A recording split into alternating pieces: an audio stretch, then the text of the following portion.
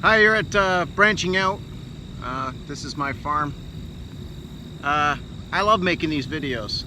If you really like me making these videos, push that subscribe button down below and hit me with a thumbs up. By all means, comment. And I love having little chats with people who are, interested in what I'm doing, or maybe they're doing something similar. Maybe we could talk about something I forgot to mention. By all means. Yeah, I really enjoy this gardening stuff, and I like how it's been snowballing into this permaculture food forest. And yeah, so by all means, let's chat it up. Let's get everybody doing this. It's really not that hard to do. Not everybody has the room that I have, but you don't need a lot of room to start a small garden that could benefit you and maybe your family. I'm enjoying eating the fruit and vegetables that I'm growing, and I am finding that the taste is so much better. It's like what you're getting in the grocery store in a really smaller package, just packed with vitamins and minerals. So I'm gonna keep doing it, and hopefully it makes me a lot healthier. And yeah, let's get everybody doing this. So I got myself some banana juice here, made of peels, and then I got some expired bananas here that I don't eat them when they get that way. So I'm gonna find some plants to put them on, the ones that are struggling the most. Give them a little dose of juice, and I'm gonna bury some of these bananas with some of my other plants. I think one of them I'm gonna do is right at this apple tree. I think it deserves a little boost, so we'll definitely get started. So last week I harvested 2 really long Cuckoo Italian zucchinis, and last week I showed you one was only the size of my finger, and now you can see it's definitely as long as my arm now. So it's definitely there. I don't see any other sprouts here, so that may be the last one, but I think I'm just gonna let this one grow to Guinness Book of Record size. We'll see what goes on with it. Some people tried it and said that maybe it wasn't quite ripe enough, so we'll just have to see. Let's grow it a little longer this time. So this is my one cherry tree I was a little bit worried about. If you've seen some of my other videos, you'd notice that the leaves were just growing up there very small, and not in bunches like that is right there, right? You can see it's got a nice cluster starting to grow. So that's good. That means this has taken plant and taken root, and I'm going to throw a little banana in there for them because I think that one deserves it. Meanwhile, down at the grape trellis.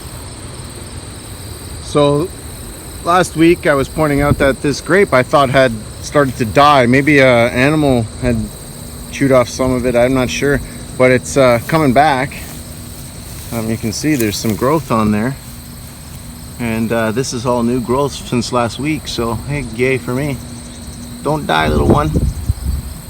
I just gave it a little bit of the juice as opposed to a whole banana, and yeah, and the other ones are doing really well. You can see this one's growing up really nice. This one's growing quite bushy, and we'll get into the pruning later on. So here we have my hazelnut. It's struggling a little bit. I'm going to give her a little drink of juice there for sure. And then I got this apple tree that probably could use a little bit, so I'm going to give it some too. I'll plant a banana there. And I got a hazelnut on the other side too as well. And it's not doing too bad. Not too bad. So this is where I put my loofahs. And I don't know if you can see that. There you go. That's a little loofah. I don't know how long it's going to take for these to come out yet. But I got another one right here. And another one right there. So it'll be interesting to get a loofah this year. That would be really neat. But they only got like a month and a half before pretty much everything's going to die. So we'll see how it works out. And of course I got a few more tomatoes this week. And Kiwi's doing well. you can see, kiwi's doing really well. It did have two little kiwis, but they kind of petered out and Maybe some bugs got at it. Now, these are actually my cuckoo melon. So the mistake I made was telling y'all that some of my cucumbers were in fact just small cucumbers. Now I just ate one of these, and there's one right there. See that little cuckoo melon? Let me get that out there.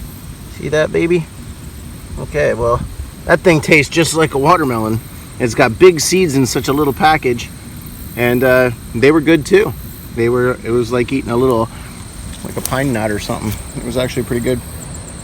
So yeah, definitely look out for this style of leaf for cuckoo melons. But it's definitely a gimmick, and I would definitely try these again as an annual for sure. So where I planted all my Chinese watermelon radishes, I'm gonna leave a few because I want them to see if they'll go to seed a bit, and I'd like to catch some of those seeds. I guess it wouldn't really matter. They're fairly cheap enough to buy, and you can get them anywhere. But yeah, you can see there's one there. I'll pull this one out too, and there's another one. Oh, that one got a split in it. Let's find a big one. Let's find a bigger one. Let's try this one here. Pull it out. There we go. Now we're talking. How do you like that? I probably got about 15 or 20 of them here anyways. There you go. And beside that was my Saskatoon Berry. It's struggling a little bit, so I buried a banana there. She's fighting. As you can see, some of the newer growth right here. Right, so that's newer growth. And she's hanging on, but I don't think she likes her spot. Hopefully it comes back next year. So I'm at my worm tea composter. I got a full batch right here from the recent rain, so I'm gonna go spread that out as well. That's all I keep doing: worm tea and banana juice, and then I'll get my compost, which is rocking now. With a lot of the garden stuff coming down, it's all going in the compost now. So it looks like my hickories are seriously in season here. So I'm gonna actually pick a whole bunch of them because I don't really know what to do with them, but I don't see why I should make them go to waste. And worst case scenario, maybe I could stratify them and get a few more hickory trees out of it. So you can sell hickory nuts, and I believe you can get them for about $1 a pound. You could sell them for, and that's if you you know, husk them and water check them. Other than that, I'm going to do some picking here.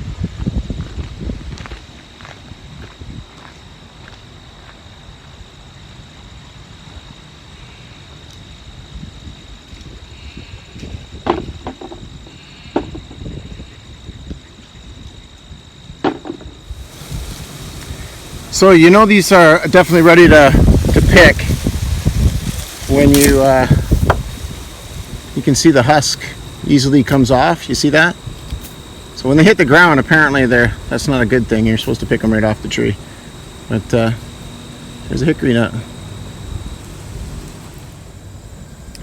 So I've never harvested hickory nuts before, but this is the haul I got just from the low branches here.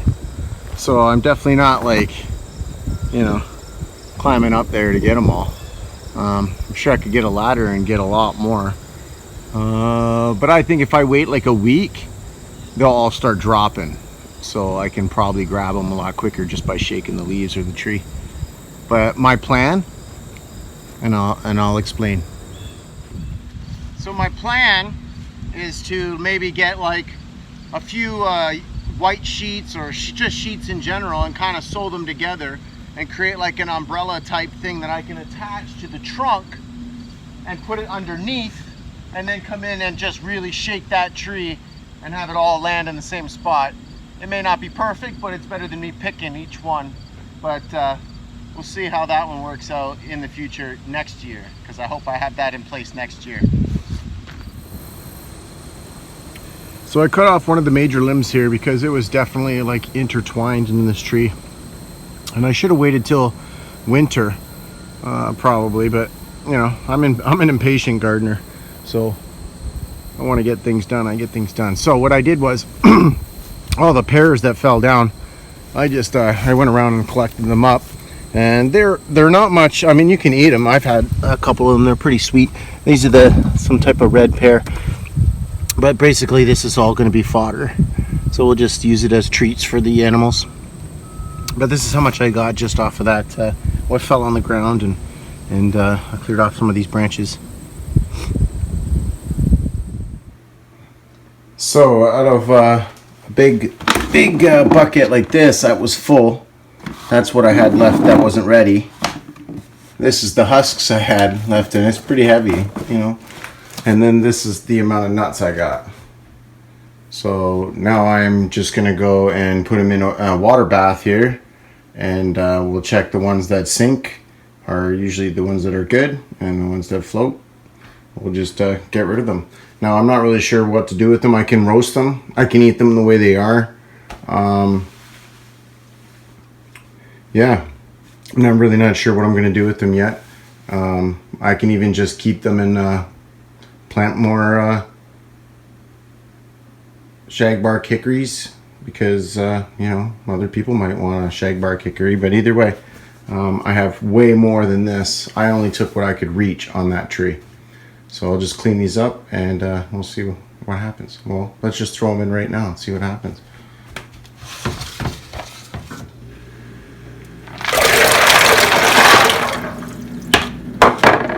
Oh, look at that. All of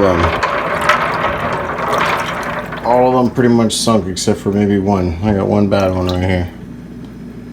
I'll just throw these in there too.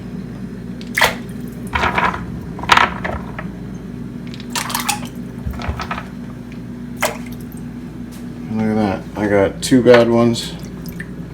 All the rest sunk. So they'll all be good. Should be. So basically, if they floated, it means that maybe a bug got in there and poked a hole in it, or there's air inside it, and that just means it's not good. So I figure if I cut all these hickory nuts, I might as well try one. You can see they're kind of like a walnut. You know, they got the two halves in there. There's meat in there, but it looks like a lot of work to get it out of there. But let's try some of it.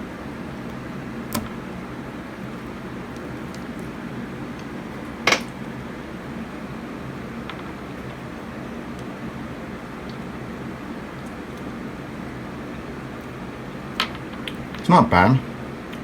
Tastes a lot like a walnut. Yeah, March don't break your teeth on it.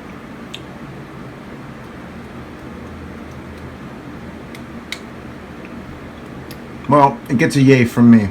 So you're willing to put all the work into pulling all that meat out of there. There's a decent meal in there, I'm sure. And these things are supposed to be super high in protein. Super high. So, hickory nuts, folks.